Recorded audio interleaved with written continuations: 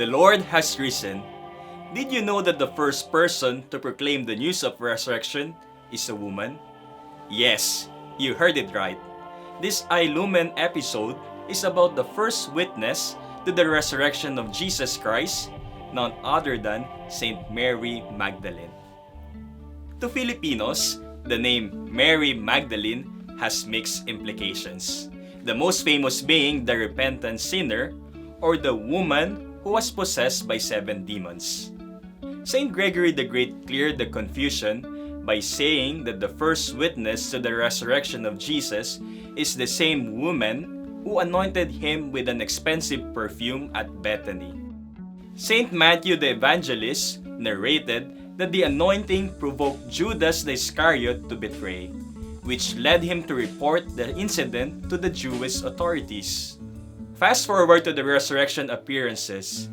The woman who infuriated Judas and the other disciples of Jesus was the same woman who received negative reaction when she proclaimed to the disciples that Jesus had risen. Saint Luke the Evangelist used the word disbelief in describing the disciples' reaction to the woman whose witnessing had little value to the Jewish law. All the more that the testimony becomes historically reliable. So why Mary Magdalene of all people? Saint Gregory the Great mentions that the second time Mary Magdalene visited the tomb, she wept. Jesus saw this and was moved. Thus, he allowed himself to be recognized by her. She was commanded to tell the disciples or his brothers of his resurrection. Bible scholars went to explain further the feelings that Mary Magdalene had was similar to the feelings of a person who was about to be married. It was a mixture of excitement and fear. From this belief, the disciples were moved to believe. This is why Mary Magdalene is called by St. Thomas Aquinas as Apostolorum Apostola, or the apostle to the apostles sent to proclaim to would-be proclaimers of Christ's resurrection.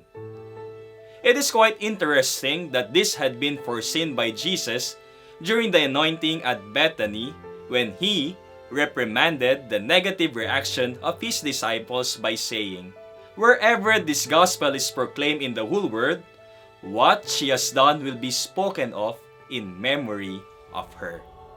Saint Mary Magdalene's memorial became a feast day in the liturgical calendar.